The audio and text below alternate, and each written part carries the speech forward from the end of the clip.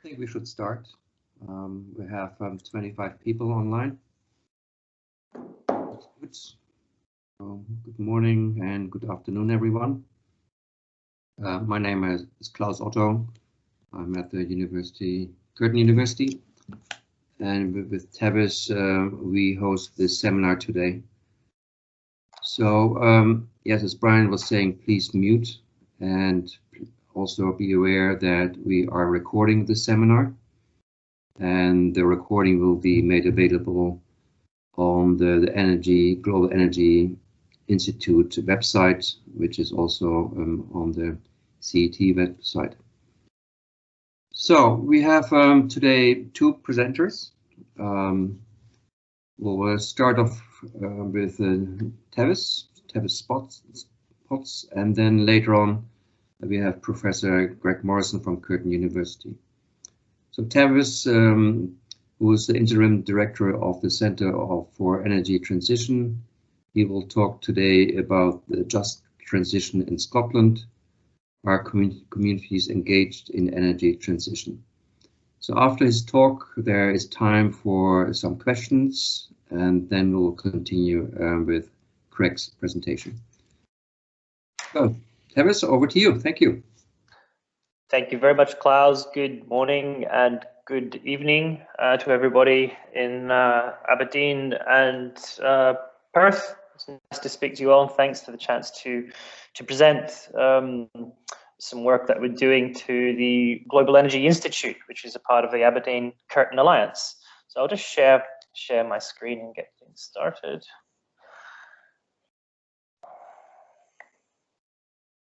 Just bear with me.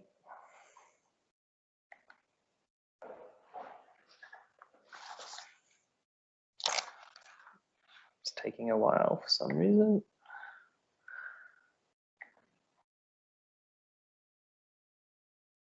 Okay. I assume everybody can see the slideshow okay? Yeah, I can see this too. Yeah, thank you. It's just taking a bit of time to load up, I think. I'll just give it a second. There we go. Thank you, everybody. So this is, I guess, a more conversational piece, a visual piece, and just discussing really with some work in progress. It's essentially some notes from the field as I am involved in a partial way through a project working in Aberdeen on a just transition. And very much this question I have is if net zero is the destination, and of course many countries around the world, I'm not sure if Australia has, but certainly in the UK context, we've now set a net zero target in Scotland of achieving net zero greenhouse gas emissions by 2045 and 2050 in the UK, a legally binding target. We see a lot of talk about targets and future scenarios, but what is the journey to get there? And how do we change and adapt and transform our societies and our industries to achieve these very radical and considerable targets? So it's what is the journey? And this is where the idea of the just transition comes in, of how we do this across society, ensuring that fairness and inclusion and accountability is built in to the transition of our energy systems. Now, this is just to show that transitions are both not a new process, and they're contested processes socially and politically and economically. This is a picture from a Miners' Day march in Scotland in 1982 in Kirkcaldy, near Fife in central Scotland, where there was a lot of social and economic impacts about the closures of mines around these times and the resulting impacts on the workforces.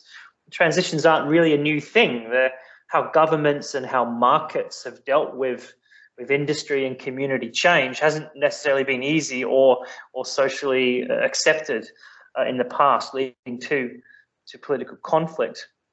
And this is a modern equivalent from Australia, a picture on the left from Queensland a couple of years ago, and a picture on the right from Victoria. with the closure of one of the coal-fired power generation stations there.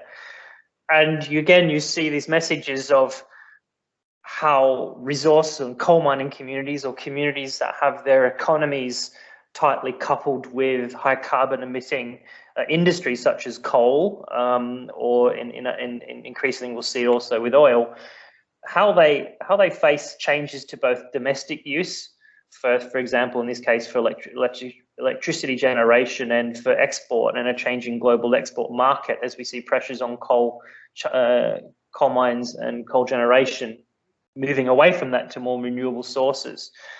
And transition, a just transition, needs to offer realistic job prospects, both in the short term and the long term for communities such as these.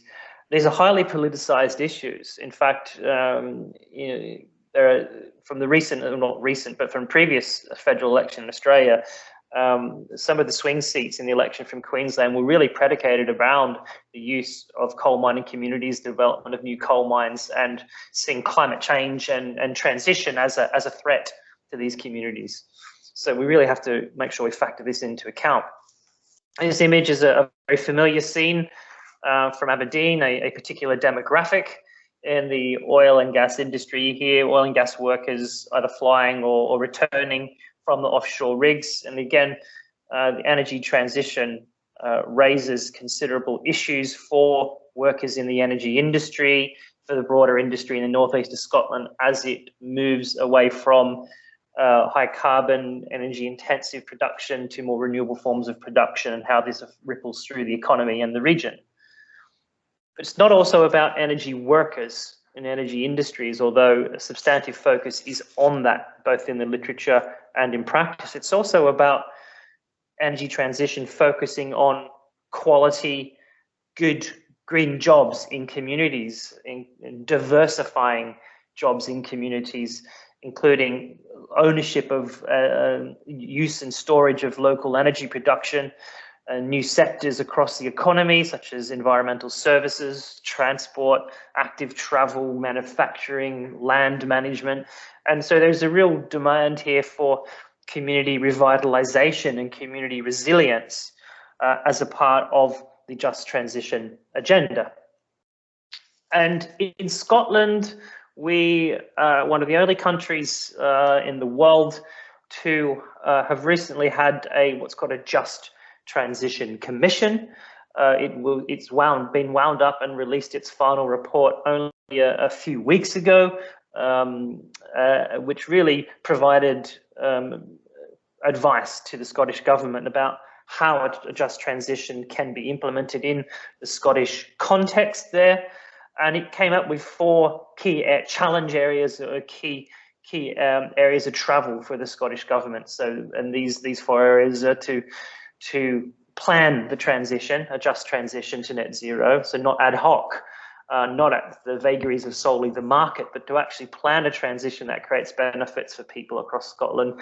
And this planning involves more regional and contextual analysis of what it means, say, for example, like an area like the northeast of Scotland, to really train and engage with the educational and training and skills agenda, both in the energy sector and in the broader economy and communities, to ensure that the transition is inclusive, and they say here, empower or invigorate communities and strengthen local economies.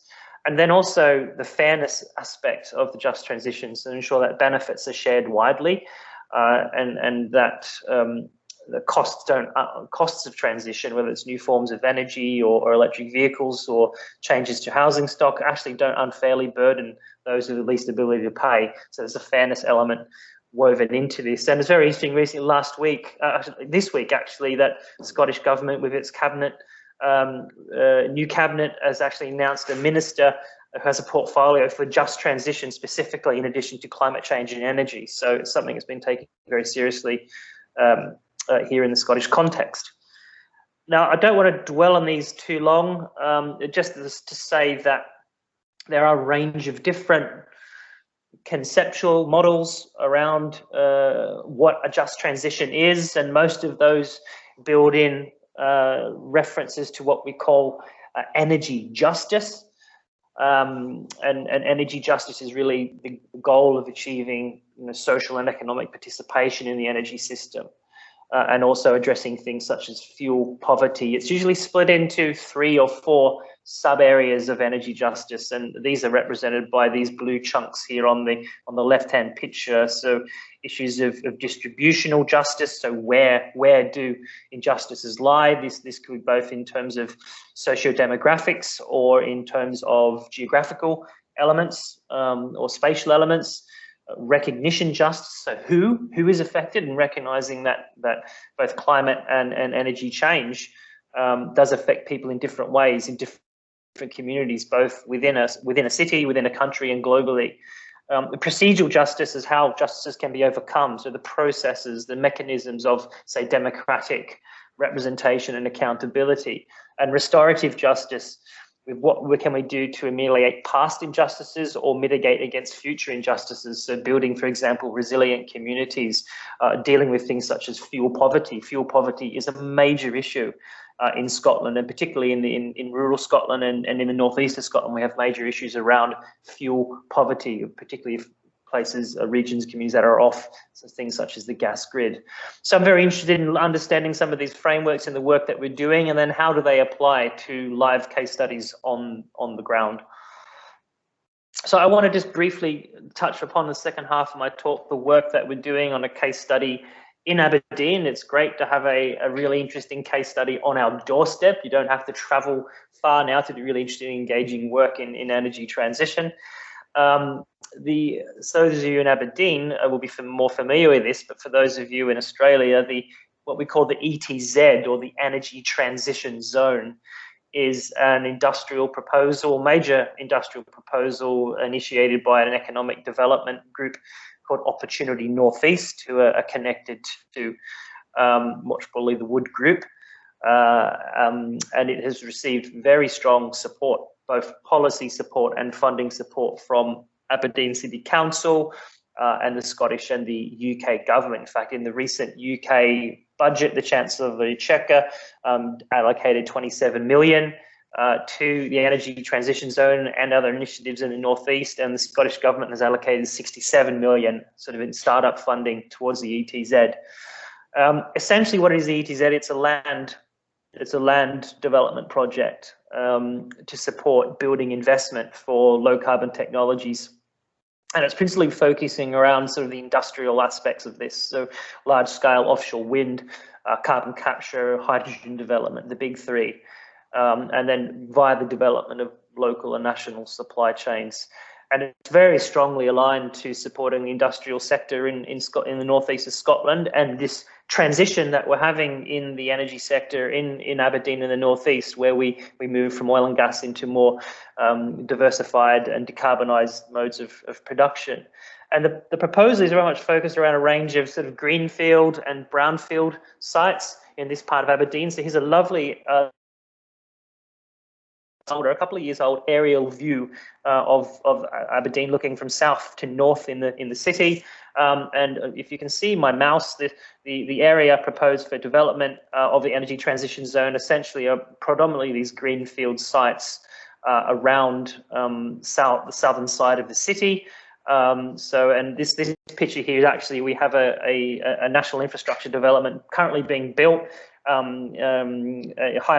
It's been progressed and it's almost completed. The New South Harbour in this part of the city. This older photo doesn't show it, hence putting this photo in where what it looks like. But some of the key features of this development are that the core or the heart of the energy transition zone is aimed to be developed in this area here in the bay, in this area here, which is called St. Fittick's Park, which is a community commons and a community green space.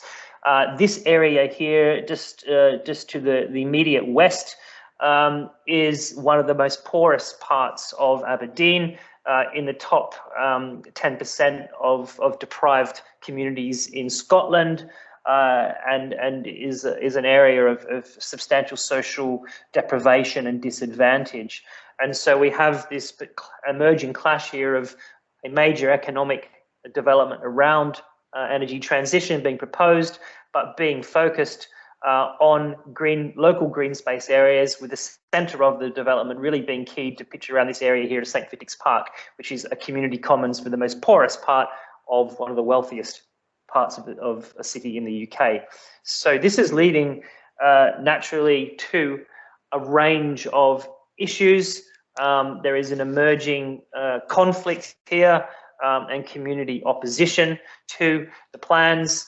Particularly this community opposition is around naturally the loss of the community asset, the community green space and commons here to this industrial energy transition net zero focusing development, but is also very much around the loss of opportunity of the visions that the community has for that particular space, and also the loss of what we call ecosystem services. So things such as mental health, physical health benefits, sense of place, fresh air, and the only remaining last accessible green space for this very poor community, as this community is already surrounded on 3 sides by industrial development and 2 sides on industrial estates and on site on an industrial harbour.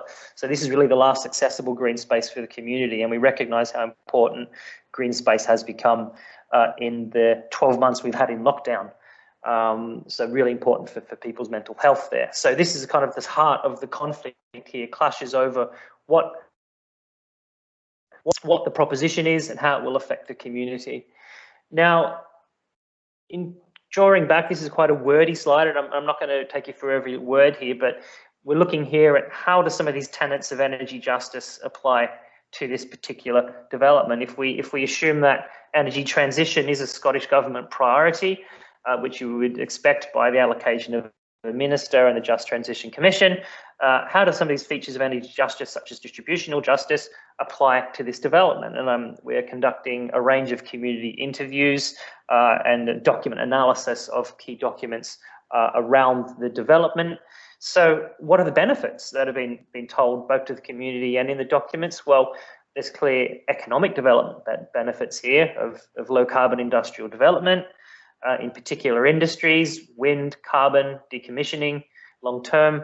There's been said there'd be local employment opportunities here, particularly for companies in the broader Aberdeen area, skills and training for energy workers, and inbound investments, the language of commercial opportunities.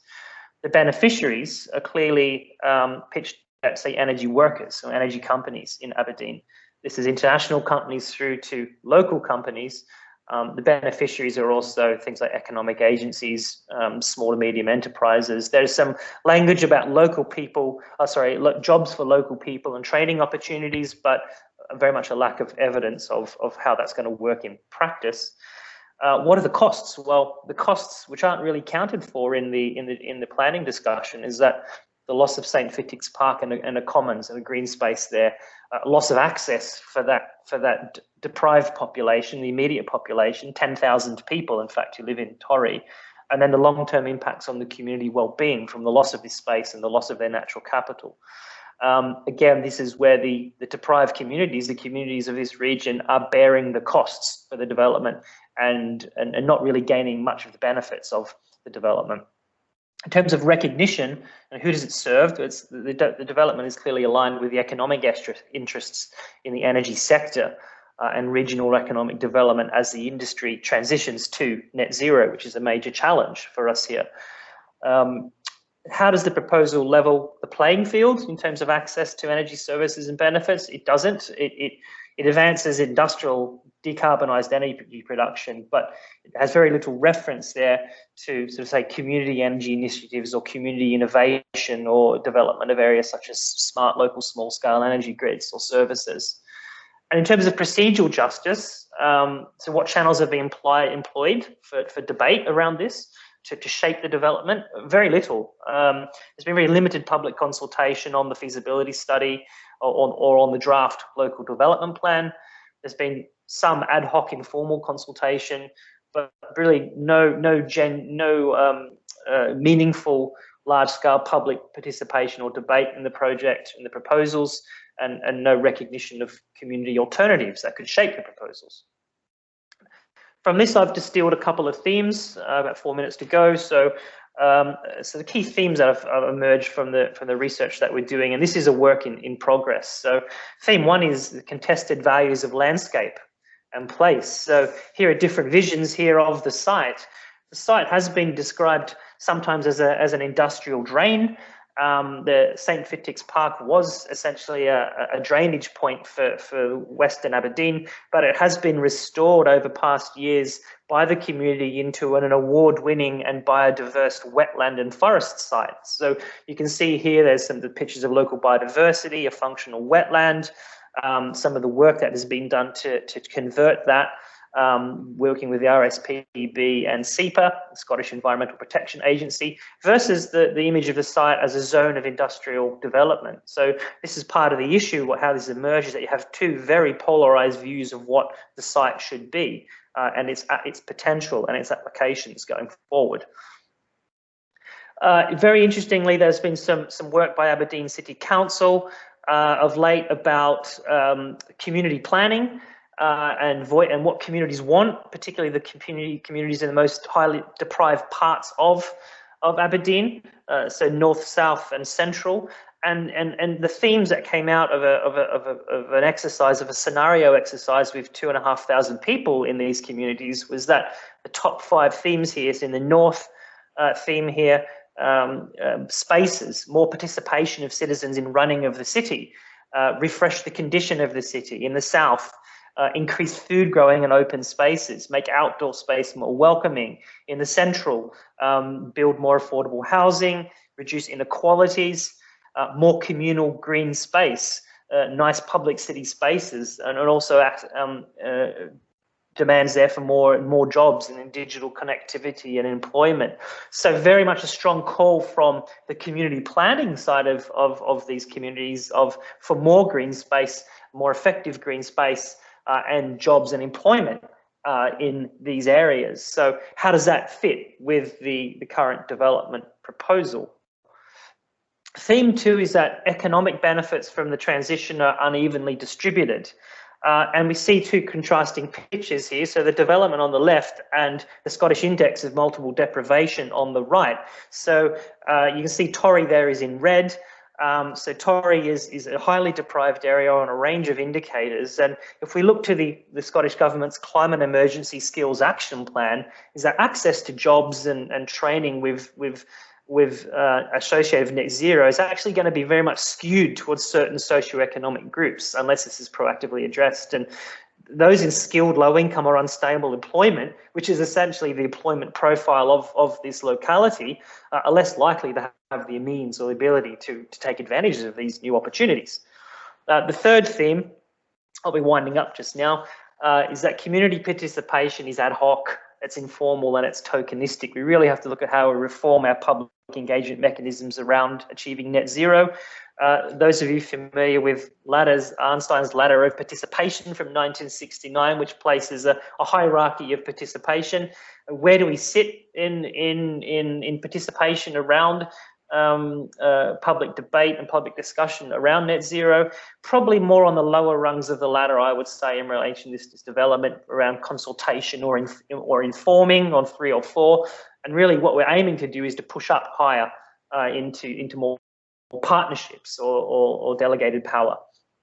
So some of the things, just to finish up, that we're working on this space to improve this. We're looking at improving civic engagement around the project. We have a range of projects going on to do so, to improve social discourse around net zero in the city, exploring novel research methods and partnerships, and experimenting with modes of direct democracy and civic engagement to boost this.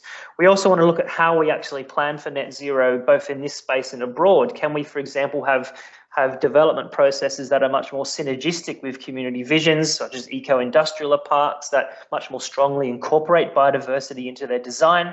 How do we measure the just transition? How do we measure social innovation? How do we map skills and jobs in social innovation as a legitimate employment sector in this area as an alternative for some of the energy jobs? And how do we actually identify novel business models and financing for community wealth generation, having the community as a part of this project? So just to finish off, Energy transitions are contested, particularly when they relate to energy justice. Even here in the heart of the transition in Scotland, in Aberdeen, there is a real need to reconcile these national policy statements, which are prolific and good, with actually what's happening on the ground with local practices via direct democracy and active participation. In this case, we can see emerging evidence of this work that the energy worker part or energy jobs or the energy industry part of just transition is there, but it's potentially taking precedence over the social pillar. And it leads to questions of how to align nationally significant developments, of which this is, with local visions and local plans. And how do we incorporate things like natural capital and ecosystem services into the planning process that actually reflect the total value of the site? Presently, things like mental health, space for exercise, nature are worth zero in the debates around the future of this site. And we need to think how we can actually more accurately take them into account. That's all for me. Thank you very much. Thank you very much, Tavis. Very interesting. So we have a couple of minutes for questions, so I open for questions.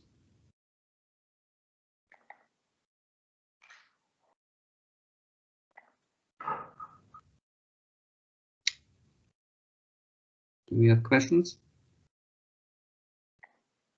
You have to unmute if you want to ask a question. Hi, Klaus, Tavis, Roberto here. Hey, Roberto.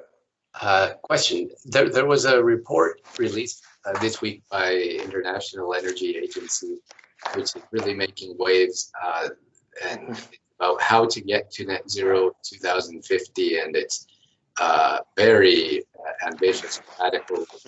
Says there can be no new oil and gas investment from this point forward. Electric vehicles would have to account for 60% of the market by 2030. Solar and wind development has to go through the roof. How does all of this, what's been the reaction in your region?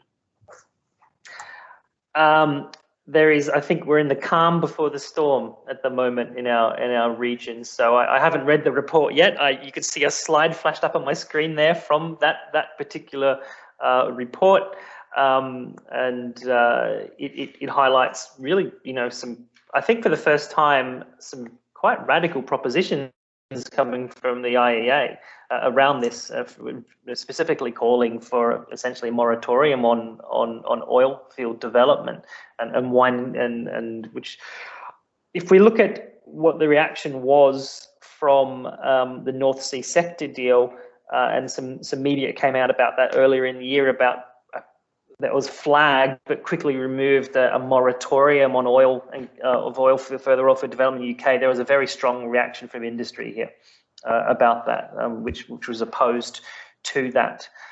But I think the broader question is that there is a reality that we are going to see a drop in demand for oil, particularly in Europe and particularly in the UK. There is also a recognition that we can't go off a cliff edge either, and we have to sensibly wind down. And the way we do that is by radically increasing the alternatives.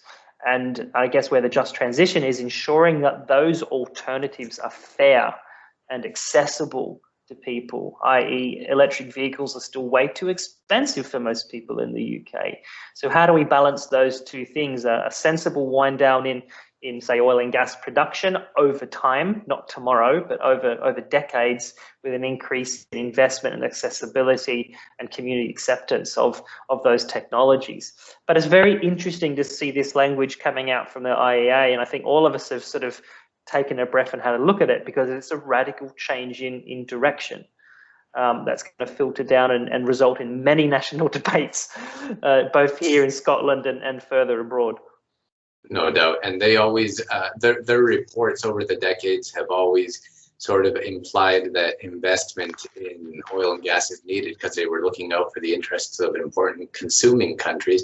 And we're always signaling to the producing countries that they should be investing many, many billions every year to make sure there is adequate supply to satisfy their consumption requirements. But now it's a complete turnaround.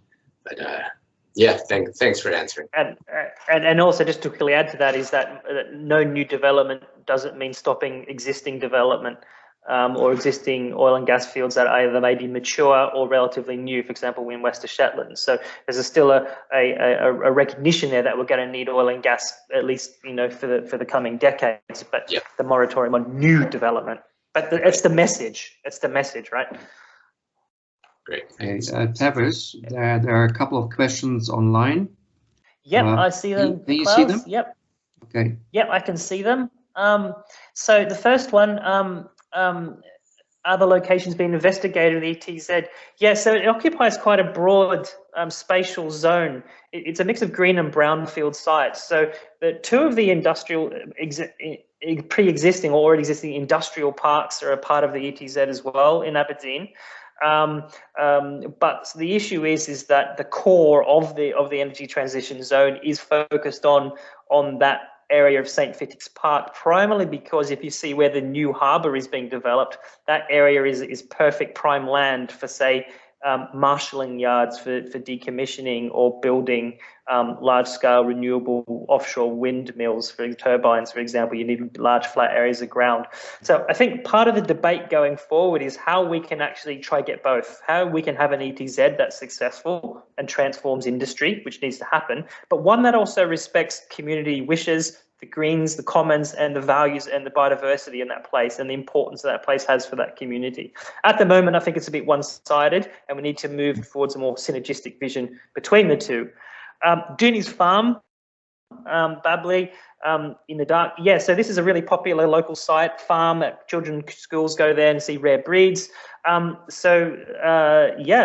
they've not been consulted at all about the proposition, according to the news article and according to the landowners there. So there's a real issue about how we actually engage with the community beyond consultation. So the community essentially received a letter through the mailbox in March about the proposed changes that are coming in a draft local development plan. And that has been the extent of the consultation.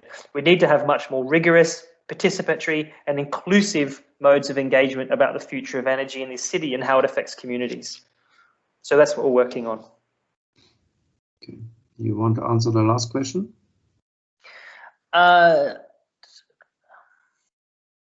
I don't really know the answer to that, actually. Wood Group PLC. So Opportunity Northeast is the economic development group. They are connected to Wood Group, Global Energy Engineering Services Supply Company, but they're a separate, essentially non-profit organisation. And the aim is there for that to provide the groundwork to bring in a whole huge amount of companies and inward investment into things like offshore wind, offshore wind, hydrogen development and carbon capture. So it's not just that particular company, it's opening investment across the board to transform the industry. So again, we have these two really emerged stronger narratives about economic development for the energy industry and community revitalization, which are going in parallel and not coming across each other. Yeah, very good. All right, we should move on. To me, this ETZ is a fantastic opportunity to build social housing, but houses which are energy efficient, low carbon, and so on. And now our next presenter, Greg, actually will give you an example of such a house, not in an ETZ, but somewhere in Fremantle. So I would like to introduce our next speaker, Professor Greg Morrison. He is the director of the Curtin University Sustainability Policy Institute, and he will talk about renewable energy transition. He will talk about buildings and precincts. Greg? Can you see that or no? Yeah. Sorry? I can see it.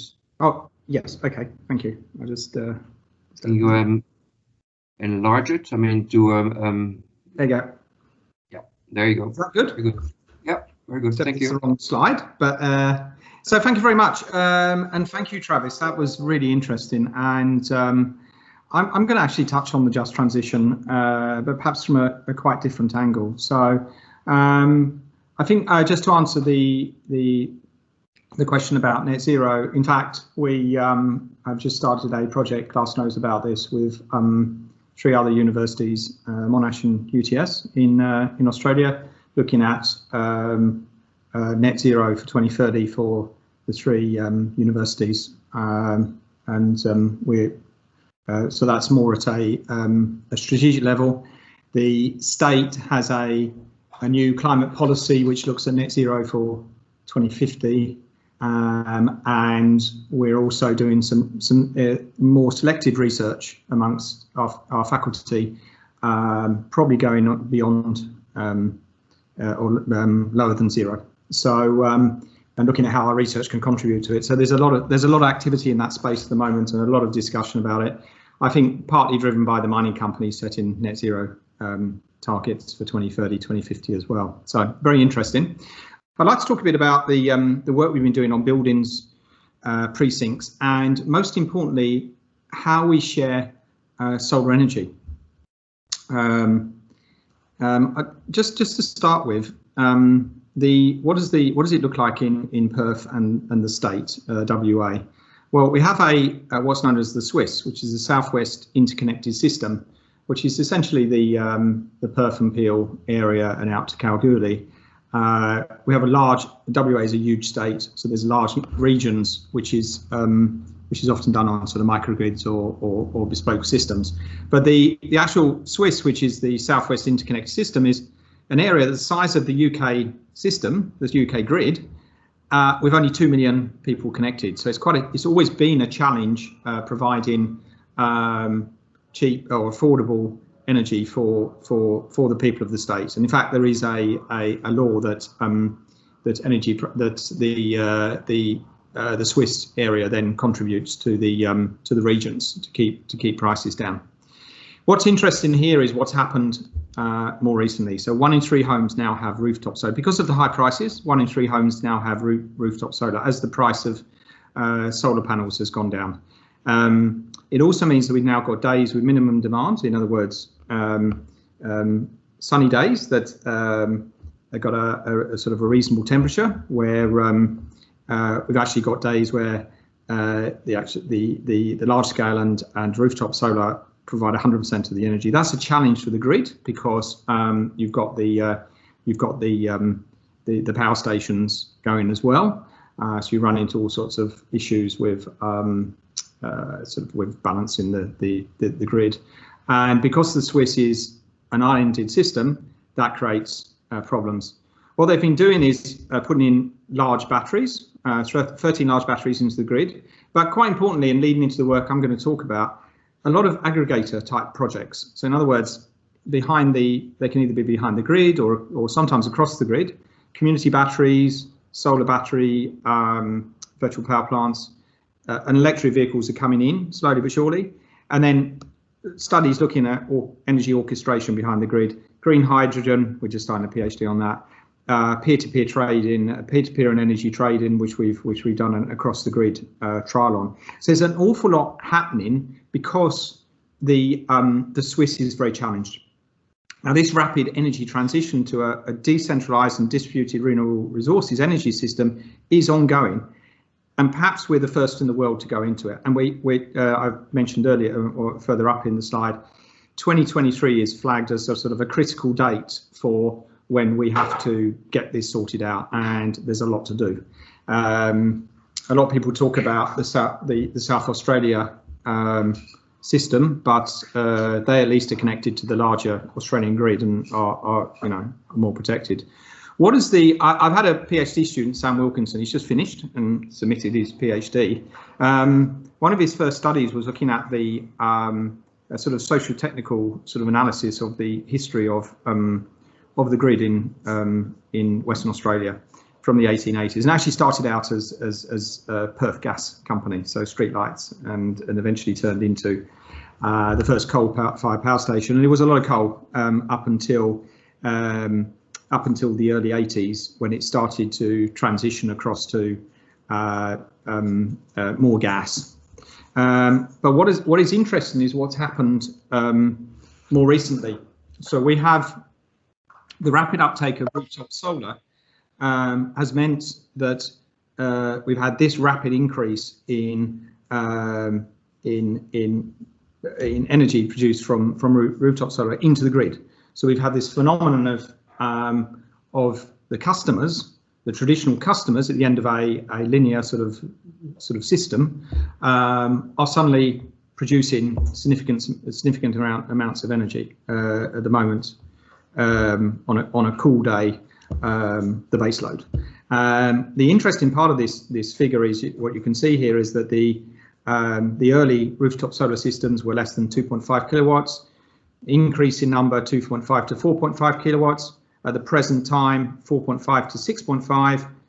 It's looking like that going up to over 10, which means that whether we like it or not, rooftop solar and even larger systems are going to dominate. So that's an important that move is happening whether we like it or not, and it's quite interesting. So we've done a study looking at Whitecomb Valley, which is a new development. It's now more or less completed. I can give you a few results from that and a few learnings of when we're working with solar systems, but looking at battery systems. And what we've done here is we've looked at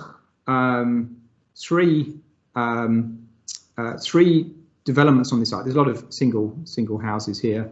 One is this one here, which is the shack, the sustainable housing for artists and creatives, which is actually social housing. So this is a mixed development, quite dense for Australia. This is actually medium density, not compared to the UK, obviously. And then Evermore, which is a more upmarket development, somewhat gated community. And we've also got a small 3 apartments complex. So these are apartments, medium density housing. And what we were looking at is whether you can, how do you put solar with battery storage into this type of development? Can we do it?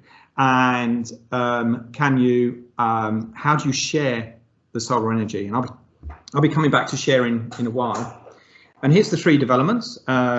There's the Gen Y, which is a rather bespoke architect drawn sort of 3 apartment building, which people go around it and say, oh, it's very small. And I'm coming from Europe, I thought, oh, it's quite spacious. But anyway, that's a question of your perspective. 3 tenants, but with a battery storage of 10 kilowatt hour, which is within the rules and regulations as they stand today, so the Australian standards. So fairly easy to put in place. More difficult was Shack, then this sustainable housing for artists and creatives, which have 12 tenants and is built to social housing standards. And I've got a few important learnings from this study, which very much is about the just transition, I think. A 40 kilowatt hour battery, so designed for that type of building, but without air conditioning or heating. So they're trying to go for a sort of a solar passive design, smaller apartments, interesting. So the design of that solar battery storage was based on what was the likely needs. As it turned out, far too skinny, but I'll come back to that. And then we had Evermore, which is more bespoke, or more upmarket, sorry, apartments. It follows the One Planet Living, which is a UK-based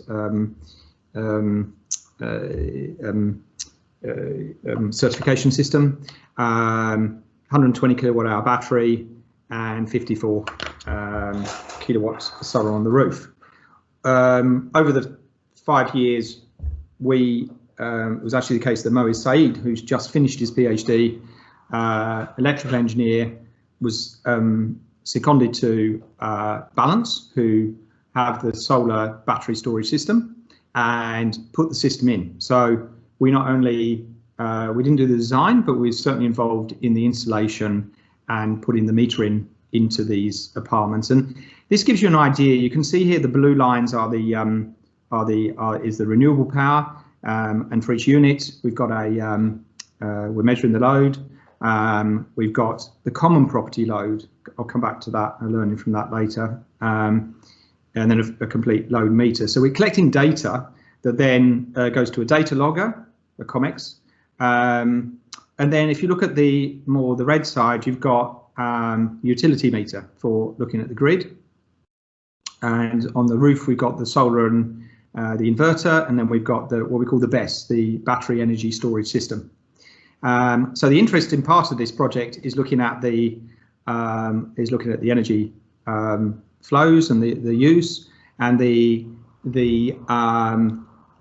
relationship between how the BESS control, the battery energy storage system control, decides through the algorithms or through other systems the actual physics of the system, and how you control the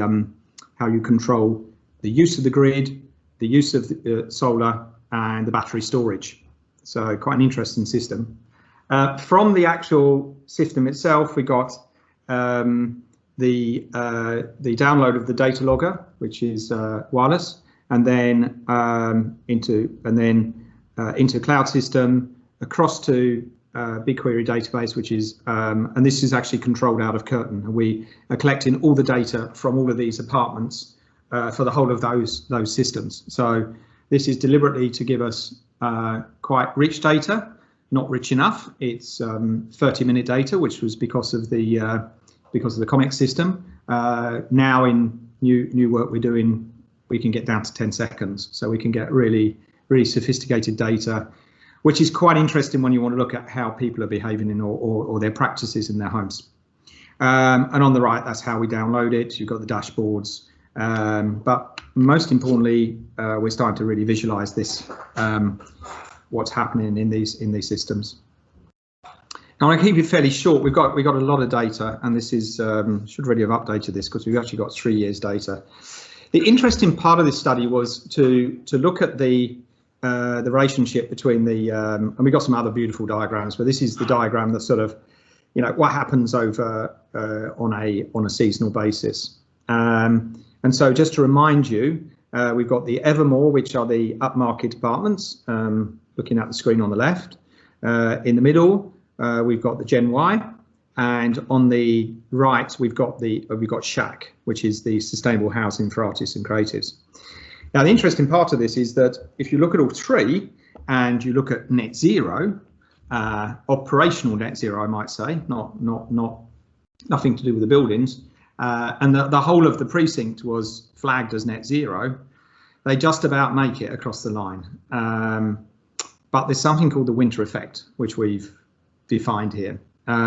For Evermore, on the left, you see that you've got this is the energy consumption then. So if you look at, for instance, the summer, which is the opposite for you in Aberdeen, so look at January, February, you can see the renewable fraction, and then you can actually see the export to the grid, and then the use of the grid is very small. So the system is working rather well in the summer, which is no surprise. The sun is shining. The sun always shines in Perth, except in the winter. But then the interesting part is when you move towards the winter months, and you start to get grid import, and this is to do with this is basically to do with the amount of sunshine. Now that isn't too bad on Evermore because you've got a certain amount of grid import in the winter. In Gen Y it's pretty good as well. However, if you look at on the right, the Shack, you've actually got grid usage through the year, and the reason for this is because when designing these systems, there was no understanding, and this is something that we are working with. There was no real understanding of either what the people were doing in the homes or their practices, or in fact the building envelope. So one of the issues with the sustainable housing for artists and creatives was that because it's social housing, even though it was the state architect that designed it, there's no insulation, single glazed, and they basically have a ceiling fan, and no amount of solar passive orientation is going to improve that. So what happens is, of course, that they go out, and they weren't meant to, but they go out and start buying air conditioners. But particularly during the winter, go out and buy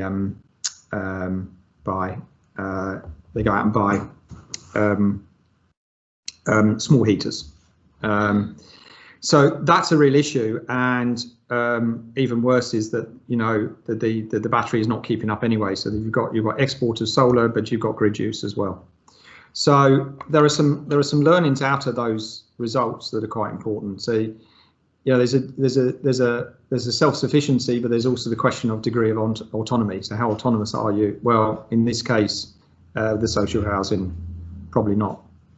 We've also got another student who's looking at, so that's this sort of the physics and the engineering side of it.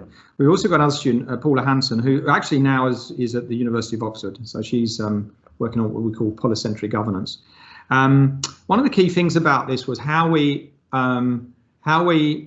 manage from a more governance perspective the sharing of solar energy. And she's a very clever student, got some really good publications together, which is always good. She pulled it all back to the work of Ellen Ahlstrom and the Beyond the Tragedy of the Commons. So which Ellen Ahlstrom won the Nobel Prize for, and how do you manage a commons? So what are the 8 rules that she put up for how we govern common goods? This is from studies around the world and which is pretty common that we do. We're not too good at governing the CO2, but we certainly, there's lots of good examples of this. So I won't go through those principles, but you can have a look at them later. But that was going back to real theoretical basics on how we manage these types of systems. So in the study, we then went in and through both qualitative and quantitative analysis, studied how you would apportion energy using the database system that you have that has been put in the battery energy storage system. How do you then use that data to actually create bills for the residents in a fair manner? So this is the figure. So that the households either draw energy from, looking up on the left-hand side, from the grid or the solar PV and battery storage system. The retailer sends the bills for grid-sourced energy, or rather collates this. For the solar and PV system, there's the data logger, so there's the data, and then the software, the algorithm calculates allocations, usage and costs, and reconciles sources based on 30-minute aggregate. So as against a retailer who would collate for 2 months, this is done on a 30-minute basis. So in other words, as your usage as against the solar battery storage. And then of course the nice thing about this is that you can then go back and start to sort of tweak the algorithms in the battery energy storage system. So then you have this online platform that the Strata Manager can access the online platform then to look at the bill for. Oh, sorry, the grid of course is the retailer. I'm sorry, I said that wrong at the beginning. So then the Strata Manager can look at the bill from the retailer, can access the platform to compile a complete bill, which is then fair for each resident based on how much of the shared solar they have actually used. And the great thing is that the households can then have a visualizer, or they have an online platform to go in and look at how much energy they're using, actually in 30-minute sort of basis. And then finally, the Strata Manager sends the bills to the households and manage the accounts. So this is the way this system has been set up. For the Strata Managers, in the first year, the Strata Manager came in and said, I can't be bothered with this, and just divided it by 3 for the Gen Y, which is completely unacceptable. Development WA, who have sort of developed the precinct, have now gone in and said, well, no, hold on a minute, you're meant to be using this in a fair way. So it's something to watch out for there. Oh, sorry. Another piece of work that we've done, I'll be coming back to some of the learnings out of this. Another piece we've done is that we've been going in and looking at how people use energy, and we've got a group that work with practices. So there's sort of two schools of thought in the energy area. One is that you can persuade people to behave in a sustainable manner in their homes through nudging or psychology. We don't sit in that school. We sit in the school of understanding practices, which comes more from the industrial design. I worked for a long time at TU Delft, and also understanding the meanings, the skills, and the technologies that people employ in their practices. Because the fact is, most of the things we do in our homes, in this sort of system, are just done in a system of practice that just runs through the day. So we've been working a lot on that sort of theoretical and measurements of people's practices, energy practices in the home, and sort of piecing that together for some time and understanding it. What we've now started to do, using a lot of this data, is that we can go in and start looking at longer data series. So this is the time of day. This is for one home, where we've looked at a year's data and start to statistically cluster energy use through the day. So here we've got a home with 12 what we would call systems of practices, which are, show diurnal variations, and they are sufficiently different. And through more qualitative methods, we're able to work out what each of these systems of practice are about. And it can be work related, it can be weekend related, it can be holiday related. The interesting part of this is that we're now able to start connecting up this sort of data to building automation systems. So predictive sort of algorithms that sort of look at the what's happening early in the day, and starts to turn lights on and off, and heating systems and other types of systems, basically using machine learning. So and this we're actually starting to, in our discussion today with Monash, we're starting to look at this in terms of even starting to look at the grid as well. So trying to understand this quite complex system, which is about us at the centre as prosumers of energy in a building, in a solar battery storage system with an electric vehicle in a grid. And so there's going to be some real fun understanding in a decentralized renewable energy system. So this is some quite fun research we're doing at the moment. I'll just say that the PhD student we selected, Troy, he had okay grades for his engineering, but he was absolutely whiz in maths, and he's been a fabulous PhD. He's about halfway through. He's doing fabulous work there. I'd just like to cover some of the solar BESS learnings. So the one thing about those systems was that we spent about a year waiting for Western Power to allow us to put the systems in place, because it had never been done before. The money for the project, the solar battery storage systems, were half paid for by ARENA, which is a big funding agency in Sweden. In the case of the social housing, the other half came from the development agency. So there's no way, with a poor building envelope, there's no way they would have been able to afford a solar battery storage system. But the learnings are important for social housing, but also for moving ahead.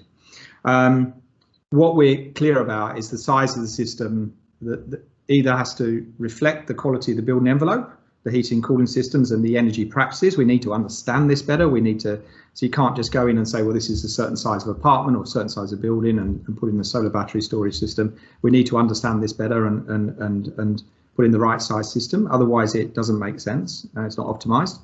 Not only that, when we start looking at the housing, which is not that great here, 2-star in the National Construction Code, is the general level of houses. In WA, it's double brick, single glaze, which takes me back to my childhood days in the 60s in the UK. Retrofit first before you start putting in these solar battery systems, and that, you know, the fact that they can build social housing that doesn't have the building envelope is just beyond my understanding, but it's an important message out there. So retrofit definitely, which we're starting big programs looking at now. We need to be thinking about that, and if we're going to share solar in a sort of reasonable manner. We've also just out of interest, we've also developed some algorithms for the common property allocation. So the attribution of solar energy, because in medium density and high density, you've got things like lighting, lifts, corridors. So we've been working on algorithms for the battery system or the energy storage system that enables an allocation in time that avoids grid usage, so that excess solar is just not sent to the grid, but is kept as much as possible within the system. And so, as I mentioned, we now understand the governance model for these decentralized systems. And Paula, who's over at Oxford at the moment, is coming back to join us at the end of the year and has been doing a lot of work on polycentric governance. So moving away from the central coal-fired power station grid out to sort of a centralized governance to a more polycentric governance model, which I just about understand, but she's coming back and can make sure that we really understand it properly.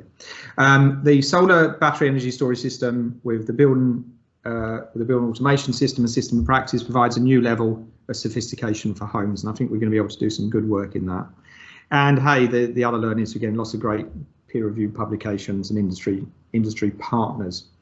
I just wanted to finish with a glimpse into the future. We've just recently commissioned Building 951 at Curtin, which is not on the Bentley campus, but is actually on a Development WA innovation by demonstration precinct. So it's like the White Gum Valley where we had the 3 medium density homes, where I decided, and my team of Grady and Roberto decided we wanted to build a living lab. I built a living lab in Sweden where I was before 2015, and we've managed to raise $1 million, beg, steal and borrow, and we have an electric vehicle, Hyundai Ioniq. We have a partnership of 28, there's a few of them on the board there, 28 partners, and we've built the whole of this legacy living lab through circular economy.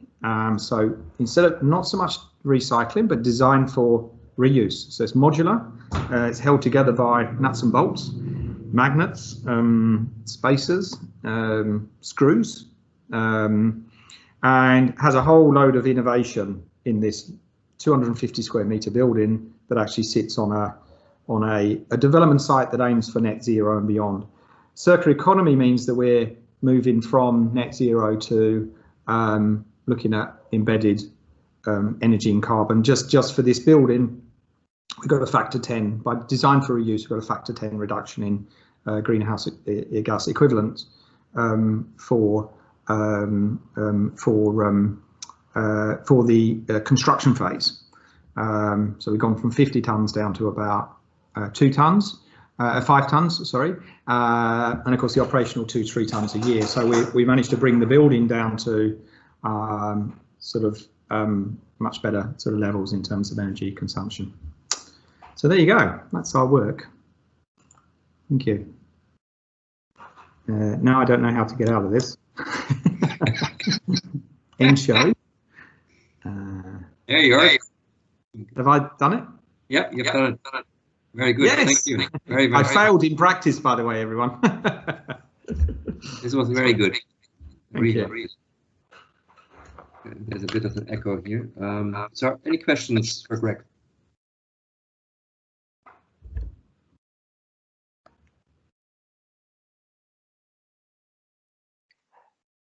Goodness. I have one, Klaus, but I'll wait. Greg, Roberto here, you mentioned here in WA the problem sometimes with solar, how it overwhelms the infrastructure. Of course, the sun is available in the day.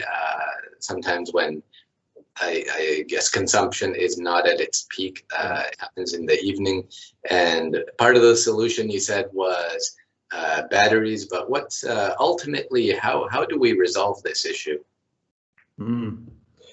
So depends who you speak to. I think the answer is actually, so at the moment, the grid operator are putting in big batteries, 13 large batteries. The largest one is Kwinana, actually in a coal area, coal power station area, for 160,000 houses. So look, I think the battery on the grid is one part of this. Resolve, I think what we're looking at the moment is actually partly working with the utilities. And we've got a big cooperative research centre where we're working on projects within this, but partly with the new aggregators who are coming in and working on sort of microgrids, virtual power plants, connecting up these energy services, because what you've got is you've got a complete change in the business model. You've gone from a central sort of, and I talk to people at utilities, and I think they've sort of known this has been coming, but their reaction is to look at the customer. I think we've got a change from that sort of customer sort of approach to much more of a ecosystem of shared value where we sort of work together. And I think the answer is there somewhere from a business point of view. And I think it's really about getting the aggregators in. So if you like, the Elon Musks of the energy world, to optimize and to solve this and provide those energy services, not to retail, but to enable these systems to come in, which are going to balance the system. And I think it can absolutely be done. But again, it depends whether you talk to the aggregators or you talk to the utility or you talk to me as a university person. Yeah. I think we're going to get, I think it's really exciting for WA. I think if we get this right and we get everybody working together, the innovation coming out of this will be enormous, because we'll be doing the green hydrogen, we'll be doing the electric vehicles with people's homes, improving homes, understanding consumerism. It's happening first here, and I think we should see this as a huge opportunity for WA to lead the world. Whether that's what we'll do or not is another thing altogether, but I'm very hopeful about this. Interesting. And you mentioned California or Musk, California. I think they've gone through something like this. It's a different set of circumstances completely. And I don't know much about it there or here.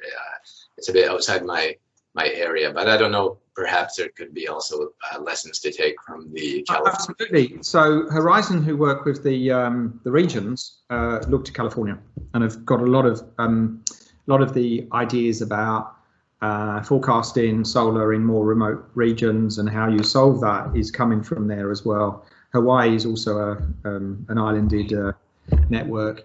I've actually, within our rather large cooperative research centre, I've been tasked with looking at the international outlook. So we're going to start looking at that, because it's one thing to look at Australia, it's one thing to look at WA. Australia, we need to be global and understand what's going on here. Interesting. Thanks, Greg. Okay, other questions?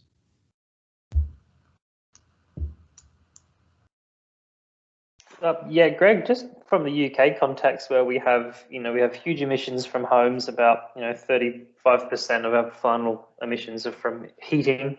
In the UK, we have a highly dense and very old stock, and so I guess there's a different challenge, obviously, and it underlines that transition works differently in different places. Obviously, you're talking about building of new homes here, but what sort of options of old homes and old dense drafty infrastructure that we have in places like the UK? Well, it's drafty infrastructure here and then new homes. So unfortunately, I think we're actually working with one of the larger developers to look at improving the new homes. But we've also got a big project just starting now called the Million Home Retrofit, which we're working across this cooperative centre and starting to look at the to start off with the low-hanging fruits, which is obviously, you know, insulation, glazing. I think we need to look at that and certainly look at it in terms of how, because at the end of the day, you know, you're putting solar on your roof, you're a prosumer, you want to get the benefit of it, and it doesn't make sense to have a really poor building envelope. So and our living lab is designed completely for disassembly, so we'll be testing new types of ventilated facades that can be clicked onto older buildings that look like the brick that they used to, or so there's a whole load of research that we're going to be doing in that space now. But again, I think it's the key there, which we sort of realised very quickly over the last few years, is that you have to look at this as a system, buildings and precincts. You can't just look at it and say put solar battery storage on and hey, hallelujah. You actually need to understand the whole system, and with building automation systems coming in, again, whether we like it or not, how do we connect all this up, and how do we optimize our homes to be you know, to be comfortable and sophisticated? And you know, I actually own a home in the UK, and I sort of personally wouldn't know where to start, but you can get a builder in to insulate and to just with care, so that you don't get mold. But this is known technology to be able to do this. So we certainly need to be moving very quickly on people's homes.